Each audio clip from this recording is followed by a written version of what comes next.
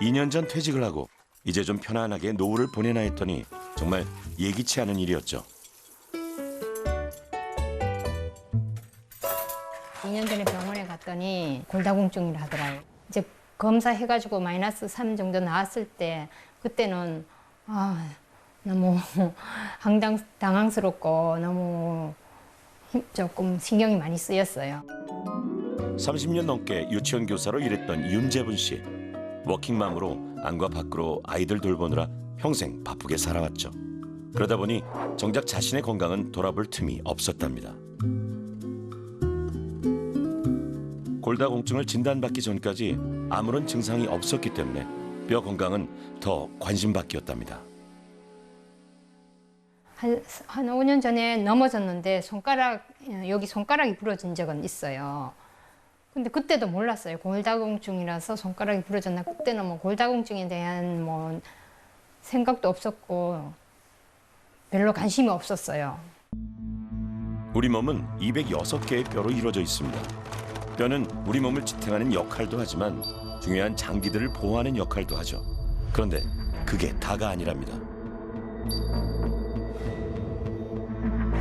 딱 보기에 뼈가 딱딱하니까 뭐 가만히 있을 것 같고 그러지만 내부에서는 계속 변화가 일어납니다. 집 같은 경우 예를 들어서도 어디 부서지고 고장나고 하잖아요. 오래되면. 이제 그러면은 그걸 고치고 리모델링을 하게 되는데 뼈도 마찬가지예요. 어디가 부러지고 흠집이 나고 할 텐데 이제 그런 부분을 녹여내서 사라지게 하고 거기에 새로운 뼈를 채워 넣어서 튼튼하게 만들어줘야 되거든요. 그 과정이 계속해서 일어나고 있습니다.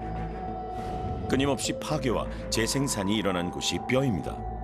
불필요해지고 오래된 뼈 조직은 파골세포가 흡수하고 거기를 조골세포가 새롭게 채워 넣으며 뼈를 생성시키는데요. 이런 과정이 반복되면서 뼈의 밀도가 유지된다고 합니다.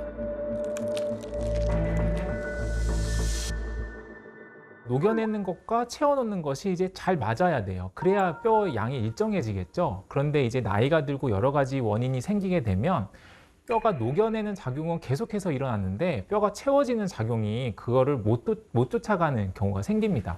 전반적으로는 뼈가 약해지게 되는 거죠. 이제 그렇게 돼서 나온 것이 이제 골다공증이라고 보시면 되겠습니다. 파괴되고 채워지는 과정의 균형이 깨진 것이죠. 뼈가 제대로 채워지지 않아 뼈의 밀도가 약해진 상태를 골다공증이라고 합니다.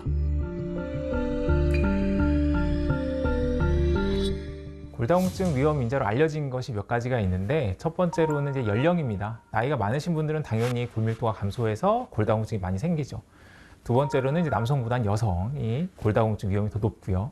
그 다음에 뭐 서구인보다는 아시아인이 좀 더 높고, 그 다음에 그 골밀도를 감소시킬 수 있는 뭐 스테로이드제라는 게 있거든요. 그런 약을 장기간 먹였을 때는 확실히 골밀도가 떨어져서 골다공증이 많이 생깁니다. 그런데 딱히 증상도 없고 내 뼈가 얼마나 약해졌는지 눈치채기가 쉽지 않은데요. 윤재분 씨는 골다공증을 어떻게 알게 되셨나요?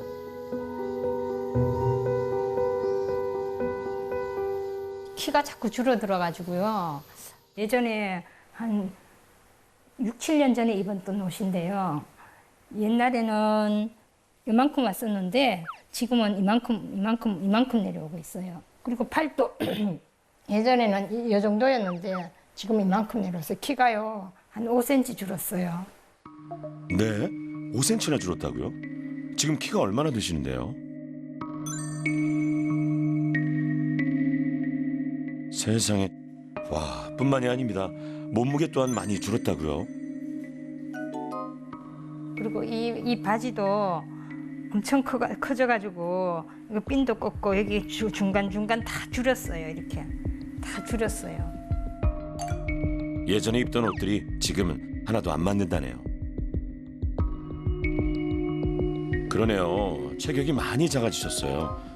그럼 여기서 골다공증을 의심해 볼 만한 것들로는 어떤 것들이 있는지 같이 한번 체크해 볼까요? 먼저 60세 이상이십니까? 저체중이신가요? 가족력도 골다공증의 중요한 요인이라고 하네요. 골 소실과 관련된 질환이 있으신가요? 40세 이후 키가 줄어든 적은요? 특정 약물을 복용하신 적은요? 흡연, 음주를 즐겨 하시나요? 50세 이후 골절 경험이 있으신가요? 증상이 없기 때문에 조기 발견하려면 검사를 할 수밖에 없습니다. 그렇다고 이제 모든 우리나라 국민을 뭐 골밀도를 찍자고 할 수는 없는 거고, 실제로 골밀도가 약해질 수 있는 사람들을 대상으로 저희가 검진 목적의 골밀도 검사를 하게 됩니다. 저희 나라에서도 건강보험에서도 그 급여 기준으로 적용하고 있습니다. 골밀도를 검사하면 골밀도 수치가 나옵니다. T스코어라는 것을 저희가 진단에 사용을 하게 됩니다. T스코어라는 것의 의미는 정상 성인의 최대 골량을 기준으로 했을 때 그거에 비해서 현재 환자의 골밀도가 얼마나 나쁜가를 비교를 하는 것인데요.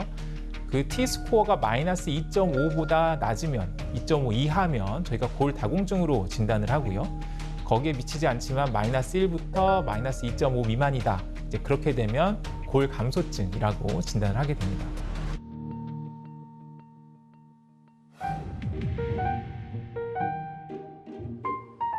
두 번째 귀하신 몸입니다.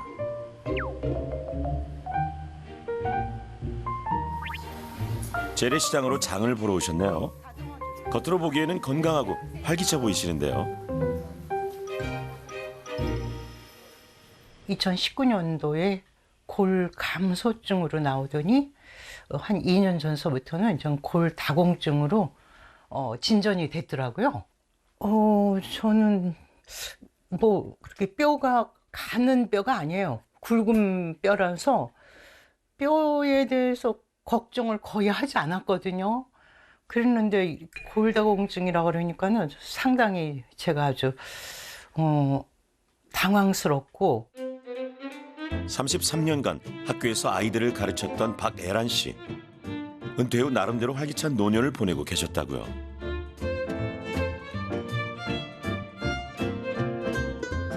특히 박애란 씨는 취미 생활이 많습니다.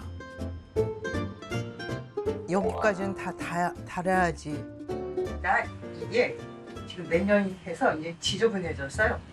이걸 뜯어내고, 제가 리폼하면 이건 세상에 하나밖에 없는 깨기예요. 가방부터 옷, 액세서리까지 직접 다 만드신다고 하네요. 젊은 애들 옷이에요. 그러다 보니까 티가 너무 많이 파졌어요. 동대문에 가서 여기에 어울릴 만한 레이스를 끊어다가 제가 이렇게 리폼을 한 거예요. 주로 앉아서 하는 취미들이네요. 운동하는 거를 즐겨 하진 않아요. 저는 뭐 탁구 정도는 좋아해요.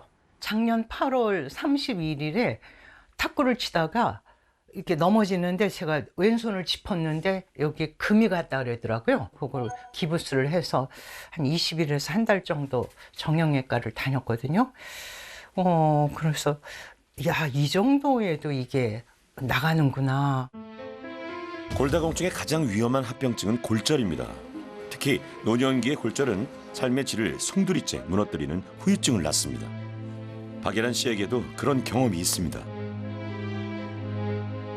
우리 엄마가 지하실에 내려가다가는 넘어져서 고관절이 나가가지고선 결국 수술을 했는데, 대개 노인분들이 고관절이 나가가지고서는 세상을 떠나는 일이 많더라고요.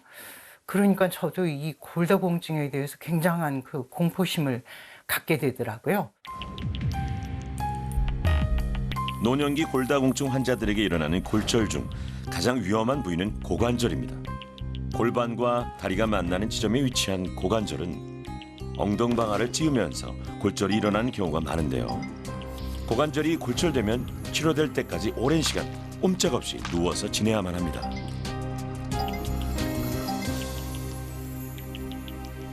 골절 자체도 문제지만 골절 이후에 생길 수 있는 합병증, 예를 들면 욕창이나 흡인성 폐렴, 이런 것들은 심각하게 진행할 수 있기 때문에 우리 흔히 골대사학회에서 조사한 바에 따르면은 고관절에 생긴 골절로 인해서 생기는 이제 사망률이죠. 사망률이 1년 내에 15%까지 되니까 사망률이 상당히 높다고 볼 수 있겠습니다. 웬만한 암보다 사망 위험이 높다고 합니다.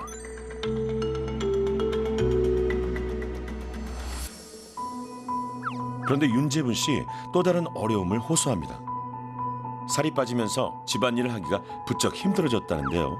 이게 골다공증과는 어떤 연관이 있을까요? 서서 일을 하기가 너무 힘들어요. 저기 주방에도 10분만 서 있으면 다리가 막 후들후들 떨리고 다리가 많이 아프고 무릎도 아프고 발목도 아프고 좀 많이 피곤해요. 결국에는 근육이 문제입니다. 뼈와 근육은 서로 상호 관계를 가지고 있어서 근육이 양이 줄어들면 뼈도 약해집니다. 그러다 보니까 적절한 근육이 있어야 뼈 건강에도 도움이 되는 거죠. 근육에서는 여러 가지 물질들이 많이 분비가 되는데요. 그 분비된 물질들을 저희가 통칭해서 마이오카인이라고 표현을 합니다. 그 안에는 여러 가지 물질들이 포함되어 있는데 각각의 물질들은 이제 주변 조직, 특히나 뼈에 있는 뼈 세포들의 활동을 조절을 하게 됩니다. 반대도 가능한데요. 뼈에서 나오는 여러 가지 물질들을 통칭해서 오스테오카인이라고 부르긴 하는데 그 오스테오카인들은 이제 반대로 근육에 작용을 해서 근육의 양을 늘리고 이런 식으로 조절하는 데 작용을 하게 됩니다. 뼈가 약해지면 근육도 약해지는군요. 뼈와 근육은 뗄래야 뗄 수 없는 관계네요.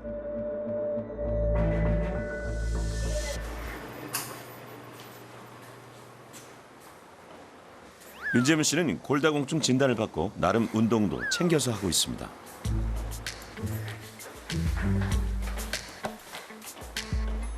이렇게 매일 17층까지 계단 오르기를 한다는군요.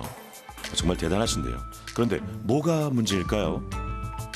좀 더 심해졌다고 나왔어요. 하체가 많이 심해졌다고 나왔거든요. 어떻게 관리를 해야 되는지 막막했어요. 이렇게 했는데도 나빠지면 그럼 어떻게 해야 되지? 그런 생각이 많이 들었어요. 아, 정말 답답하시겠네요. 여기서 잠시 우리가 평소 골다공증에 대해 잘 몰랐던 것들 뭐가 있을까요? 사골국은 뼈에 좋나요? 네, 아니죠. 네.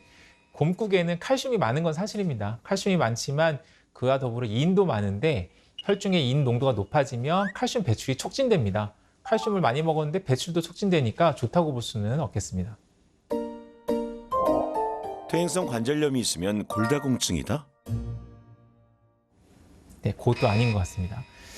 퇴행성 관절염은 저희가 관절을 오래 쓰다 보면 연골이 닳아서 생기는 관절의 염증이죠.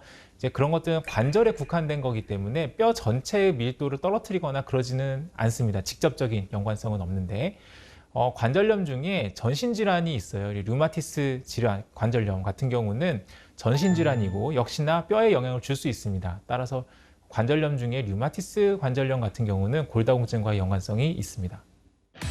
골다공증은 완경 시에만 온다. 네, 아닙니다. 네, 완경은 실제로 골다공증의 한 가지의 주요한 요인일 뿐이고요. 우리가 뼈의 그 볼륨을 유지하는 데 있어서 아까도 파골세포, 조골세포 말씀을 드렸지만 여성 호르몬이 중요한 조절 인자가 됩니다. 여성 호르몬은 저희가 에스트로겐이라고 흔히도 알고 계시죠. 에스트로겐은 그 파골세포의 기능을 약간 다운시켜주는 역할을 해서 뼈가 과도하게 흡수되지 않게 해주는 역할을 하는데 아시다시피 완경 이후에는 에스트로겐 농도가 급격하게 떨어집니다. 급격하게 골 흡수가 일어나게 되고 그것 때문에 뼈가 약해지는 것이죠. 골다공증은 여성만의 질환인가요? 네, 아닙니다. 사실 우리나라에서 조사를 해보면 남성에서도 골다공증 비율이 상당히 많습니다. 특히나 노인분들의 경우는 골감소증 포함해서 골다공증까지 많이 있거든요. 그렇기 때문에 나는 남자인데 왜 골다공증이 생겼냐? 전혀 이상한 것이 아닙니다. 여기 앉으세요. 예, 키가 많이 줄으셨나 봐요, 작년에? 예, 한 5cm 정도 줄었어요. 이번에 저희가 검사를 했더니 마이너스 2.5예요. 운동도 하고 음식도 좀 챙겨 네. 먹는다고 나름대로 했는데 나빠졌어요. 그래요? 그래서 너무 당황스러웠어요. 주로 무슨 운동 하시나요? 이제 걷기 운동을 많이 하면 살이 빠진다 하더라고요. 네. 그래서 이제 얼마 전부터 계단 오르기를 바꿨어요. 계단 오르기 잘 하고 계시는데요. 네. 잘 보시면 비틀비틀한 것 같아요.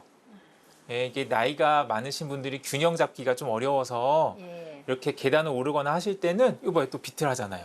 넘어지면 큰일 난다고요. 특히나 계단에서. 이때는 난간을 좀 잘 잡으시면서 운동을 하셔야지 넘어지면 또 이게 또 큰일 납니다. 그래서 운동하실 때는 항상 넘어지지 않게 잘 준비를 하고 계셔야 된다. 그거 꼭 기억하세요. 예. 계단 오르는 것은 이제 근력 향상에는 도움이 되는데요. 그 영상을 제가 봤는데 약간 균형 감각이 좀 떨어져 있으셨습니다. 올라갈 때 좀 비틀비틀 하시는 것도 있었고. 드시는 건 잘 드세요? 드시는 거. 예, 먹는 것도 나름대로 뭐 골고루 챙겨 먹는다고 먹고 있어요. 뭐 단백질도 먹고, 네. 뭐 멸치도 먹고, 그래요. 야채도 먹고, 과일도 조금씩 먹고 네, 그렇게 좋습니다. 먹고 있거든요. 예. 윤재부 씨의 식습관은 어떤지 한번 볼까요? 채소도 보이고요. 오, 뼈에 좋은 멸치도 챙기시고, 영양소도 골고루. 식단은 그럭저럭 괜찮아 보이는데요.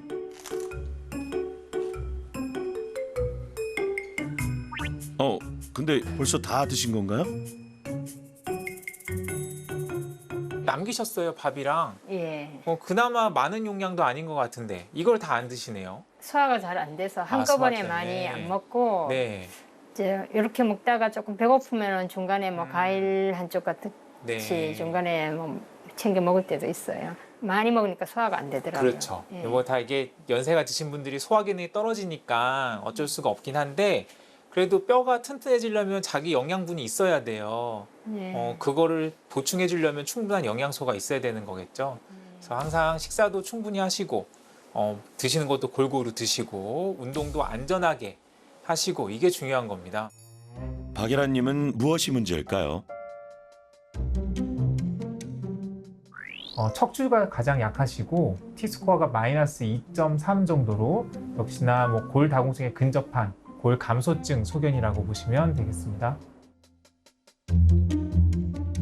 이분은 취미가 많으셨죠.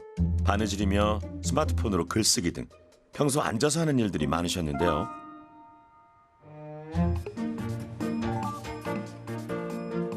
주로 하시는 취미 생활이 아마 좀 앉아서 하시는 것들이 많은 것 같아요. 네. 글쓰기하고 유튜브 동영상 만드는 게 제가 제일 즐기는 놀이거든요. 그래요. 그래서 일단은 뭐 취미 생활도 참 좋긴 한데 이제 중요한 건 우리가 이제 뼈가 약해서 오신 거잖아요. 예. 뼈에 도움이 되기 위해서는 적절한 어떤 힘이 드는 운동들이 좀 필요합니다. 박예란 씨는 평소 어떻게 드시고 계신지 볼까요? 단백질이나 칼슘 같은 영양소가 보이는 식탁은 아니네요. 만약에 가능하시다면 유제품 같은 거 거기 칼슘 많이 들어있으니까 그런 것도 좀 적당하게 드시는 게 도움은 됩니다. 운동, 그다음에 영양 섭취 이런 것들이 중요하다. 이제 그런 거 꼭 기억하셔야 될 것 같고 골다공증을 유발시키는 위험 요인 중에 이제 식사적인 부분은 전체적으로 칼슘 섭취가 부족한 거 혹은 짜게 먹는 식습관이 문제가 될 수도 있고요. 카페인이나 알코올의 과다 섭취도 칼슘의 흡수에도 영향을 줄 수가 있어서 짜게 먹는 습관, 카페인, 알코올 다 뼈에는 안 좋은 식습관이라는군요. 짜게 먹게 되면은 몸속에 들어온 나트륨으로 인해서 칼슘이 소변을 통해서 몸 밖으로 빠져나가게 됩니다. 그래서 골다공증의 위험성이 있는 환자분들 혹은 골다공증이 진행된 환자분들에게는 짜게 먹는 식습관 대신 싱겁게 드시라고 권장을 해드리고 있습니다. 카페인 같은 경우에는 하루 2잔 이하 섭취하는 거는 칼슘의 어떤 배출하고는 크게 관련이 있지는 않습니다. 하지만 지나친 카페인의 섭취는 몸 밖으로 칼슘을 배출시키는 역할을 하기 때문에 커피는 하루 2잔 정도로 섭취를 조절할 것을 권고하고 있습니다. 각자의 체중에 맞는 균형 잡힌 식사도 중요한데요. 균형 잡힌 식사를 해야 되는데 각각 사람마다 내 몸에 필요한 열량은 다 다른 거죠. 지금 여기 계신 세 분도 성별이 다르고 나이도 다르고 키도 다르고 몸무게도 다르잖아요. 그래서 대체 내 몸에서 필요로 하는 열량이 얼만큼인지 아는 게 가장 중요해요. 각자의 체중과 활동량에 맞는 하루 권장 열량 계산법인데요. 이 열량에 맞춰 세 분은 식사량을 조절해야 합니다. 칼슘도 성별에 따라 연령에 따라 권장하는 양이 다른데요. 각자 필요한 양만큼 매일 섭취해 주는 것이 중요합니다. 칼슘이 들어있는 식품으로는 유제품, 콩, 뼈채 먹는 생선, 그리고 두부. 많이들 알고 계시죠? 그다음에 이제 칼슘의 흡수를 좀 도와주는 영양소들이 있는데요. 그게 바로 비타민 D라고 하는 거예요. 비타민 D는 유일하게 햇빛을 쬐면 우리 몸에서 합성이 되는데 이 비타민 D는 칼슘을 흡수해 주는데 굉장히 중요한 역할을 하는 영양소예요. 비타민 D가 많은 음식으로는 고등어, 달걀 노른자, 그리고 연어, 표고버섯 같은 식품이 있습니다.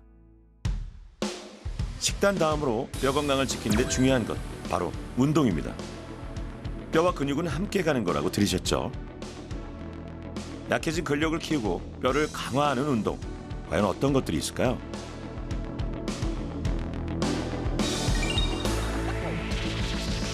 첫 번째, 운동을 하면서 뼈 자체에 스트레스를 주는 거예요. 뼈가 이렇게 세로로 있다면은 그 라인에 따라서 스트레스 주면은 그 스트레스에 대항하기 위해서 우리는 뼈의 밀도를 높여줍니다. 뼈가 자라고 생성되려면은 에너지가 필요해요. 주위에 혈액순환도 잘 돼야 되고 또 우리 영양분의 공급 그리고 저장이 필요한데 그게 근육이 도와줄 수 있기 때문에 운동하면서 근육이 같이 강화되면은 일상생활에서 뼈에 도움을 줄 수 있는 부분들이 굉장히 높아집니다. 오른발 들어서 외발 서기. 내렸다가 가능하다면은 다리 들고 손 내리고 어깨와 등 근육을 펴주는 상체 운동입니다. 앞뒤 앞뒤 둘 속도를 조금 빨려서 하나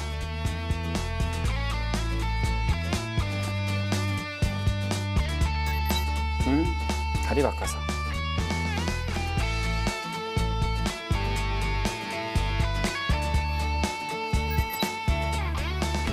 옆으로 옆으로 근력을 키우면서 스트레칭도 되는 동작들인데요. 따로 어디 가지 않아도 집에서 쉽게 수시로 할 수 있는 운동들이죠. 여러분들도 같이 한번 해보시죠. 앞에서 엄지손가락이 뒤로 가도록 오른발 왼발 오른발 하나 둘 하나 둘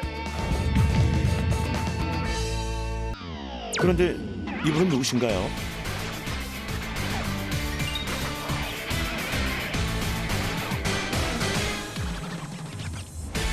저희가 흔히 낙상은 노인 인생의 종말을 알리는 신호음이라고 이렇게 알려져 있습니다. 젊은 사람에게 낙상이 발생됐을 경우에는 툭툭 털고 일어나도 되겠지만 나이가 많거나 고령인 어르신들한테 낙상이 발생됐다는 얘기는 이건 대단히 심각한 문제가 될 수 있는데요. 낙상은 외부에서의 활동하다가 낙상되는 빈도도 높지만 실내에서의 낙상 빈도가 대단히 높게 알려져 있기 때문에 집안의 환경 구조를 어떻게 바꾸느냐는 낙상을 줄이는데 대단히 중요한 요인이다. 이렇게 좀 설명드릴 수 있습니다.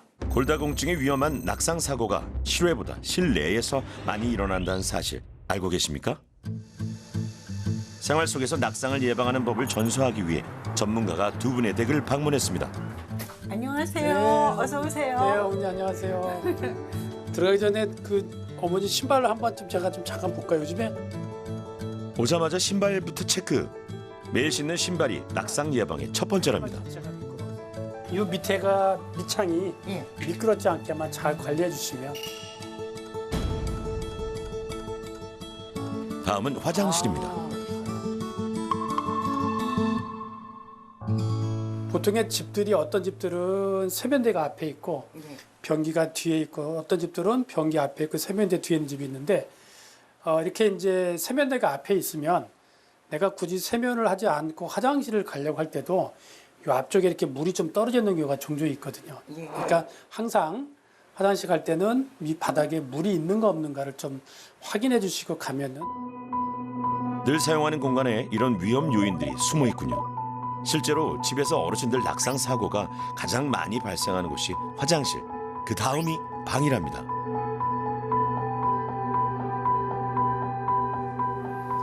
아, 여기가 어머님 주로 많이 생활하시는 공간이군요.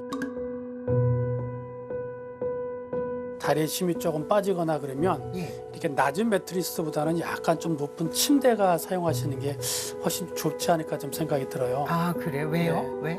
아무래도 이제 다리 힘이 없는 분들이 일어나다가 예. 넘어질 가능성이 좀 많으시거든요. 아, 그래요? 예, 그래서 그리고 여기서 조금 더 하나 제가 눈에 띄는 거는 예. 이 전선 있잖아요. 예. 이 전선을 혹시 전선을 조금 더 기른 거 가지고 오셔가지고 예. 전선을 예. 저 뒤쪽으로 이렇게 돌려가지고 예. 이게 눈에 걸리지 않게 이거 거의 가시다가 이거 분명히 걸려 넘어지는 분들 굉장히 많거든요. 아, 아침에 잠을 주무시고 일어나셔서 약간 잠이 덜 깬 상태에서 이런 데 걸리면 100% 넘어지세요. 예. 일단은 널려 있는 게 많으면 넘어질 가능성이 일단 많다고 생각하시면 돼요. 예, 예. 걸려서 넘어지거나 아니면 뭐가 위에 있던 것이 쓰러져서 넘어지거나 바닥에 물건들이 많이 내려와 있지 않는 게 좋습니다. 제가 평소에 느끼지 못했던 것을 교수님이 짚어주시니까는 너무 고마운 거예요. 그게 아주 중요한 팁이거든요. 안전하게 살아가는데 많은 도움이 되겠다 싶어가지고서는 너무 고맙네요.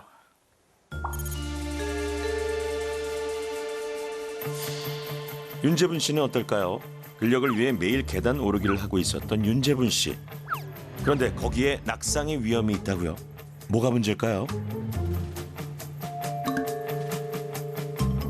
자, 일단 제가 먼저 눈에 띄는 게 예. 이게 손을 일부러 이렇게 옆에다 이렇게 붙이고 걸으신 건가요? 아니면 특별한 이유가 있으신 건가요?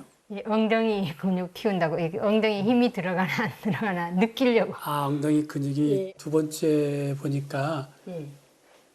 이 계단을 올라가실 때 이 발 뒤꿈치를 계단 위에다 다 올려놓지 않고 네. 그 발바닥에 반만 계단 위에 올려놓으셨더라고요. 그것도 예. 특별한 이유가 있으신가요? 아, 그 반만 올리고 가야 엉덩이 근육이 길러진다 해서 일부러 그렇게 했거든요. 그러고 보니 윤재분 씨 발바닥을 반만 디디며 계단을 오르네요. 몸도 좀 흔들리는데요. 전체적으로 어머니가 이 동작이 네. 몸이 굉장히 많이 흔들리시잖아요. 하지 근력이 약하시고 상체 균형이 조금 떨어진 상황이기 때문에 예. 위험하신 거예요. 예. 가급적이면은 위로 다 올려주세요. 미처 몰랐던 잘못된 습관, 위험 요인은 그뿐만이 아니었습니다. 계단을 올라갈 때 왼발이 앞에 있다 그러면 오른발을 이 왼발 앞에다 이렇게 놓으시더라고요. 예. 또 오른발이 있으면 왼발을 오른발 앞에다 이렇게 놓으시고. 그러면 이게 지지면이 좁기 때문에 위험하시다는 얘기죠.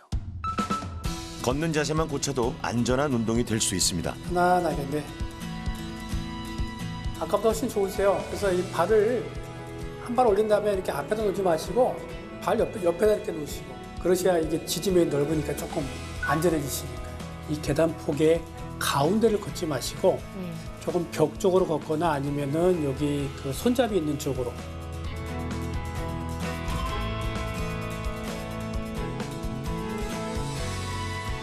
생활 속에서 낙상을 예방하는 법.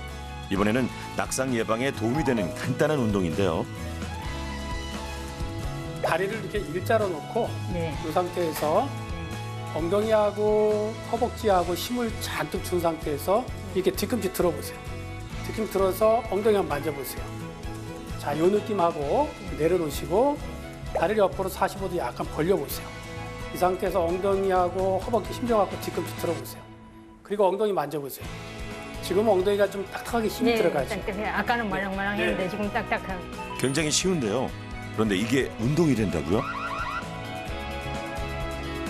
가끔 드는 건 조금 힘드실 거예요. 예, 앞꿈치를 안 그래서 해봐가지고. 그때는 이런 데 오셔가지고 여기 잠깐 옆으로 저처럼 옆으로 서보세요. 쓰셔가지고 다리 벌려놓고 여기 살짝만 의지하고 뒤꿈치 들고 뒤꿈치 들고 또 앞꿈치 들고 뒤꿈치를 드는 게 자기 체중이 80kg다 그러면 80kg를 위로 들어올리는 것과 똑같은 운동이에요.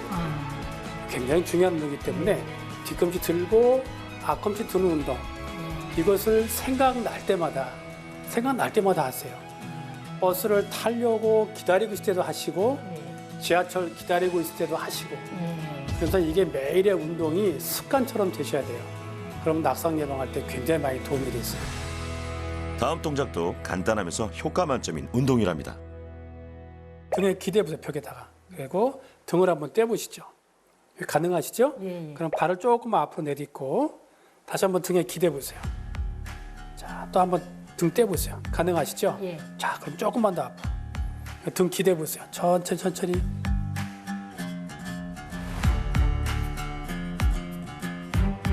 자, 이렇게 하게 되면은 예. 발목이나 무릎이나 엉덩이 주변에 있는 근육들이 굉장히 많이 강화돼서 낙상을 조금 예방할 수 있을 것 같고요. 여러분들도 집에서 한번 따라해 보시죠.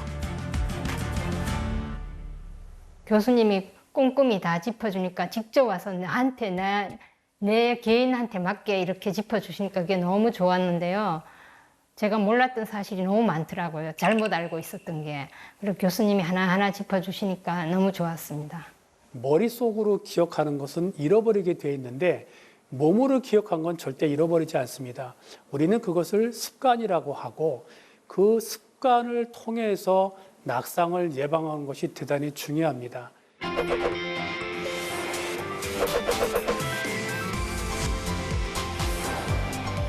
구멍난 뼈 건강을 지키기 위한 식단과 운동, 생활 속 습관을 바꾸는 2주간의 프로젝트가 끝났습니다. 과연 세 분에게 이번 도전은 어떤 계기가 됐을까요?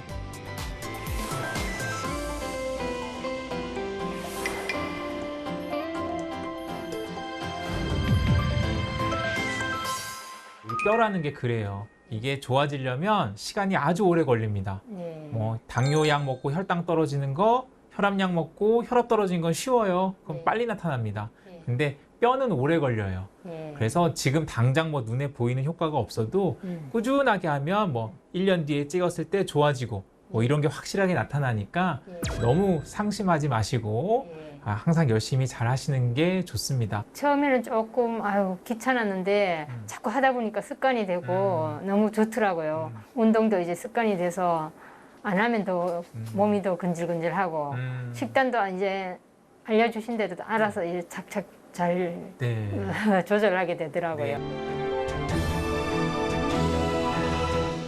이 골밀도 검사는 몇 년에 한 번씩 하는 것이 저희가 1년에 한 번씩 해요. 골다공증이라는 게 지금 당장이 불편한 게 없어서 이걸 내가 왜 해야 되나 싶을 때가 있을 텐데 하지만 나중에 뭔가 문제가 생기고 나면 그때는 돌이킬 수가 없는 게 또 뼈입니다. 예. 그러니까 그런 일이 생기기 전까지 뼈를 위해서 여러 가지 노력을 하시는 게 좋고 잘하고 계시거든요. 이제 시작을. 예. 이대로 꾸준하게 하시면 점점 더 좋아지실 겁니다. 뼈 건강에 좋은 그런 음식을 잘 챙겨 먹을 거고 그다음에 근력 운동을 꾸준히 해서 뼈 건강을 지키면서 건강하고 행복한 노후를 보내고 싶습니다.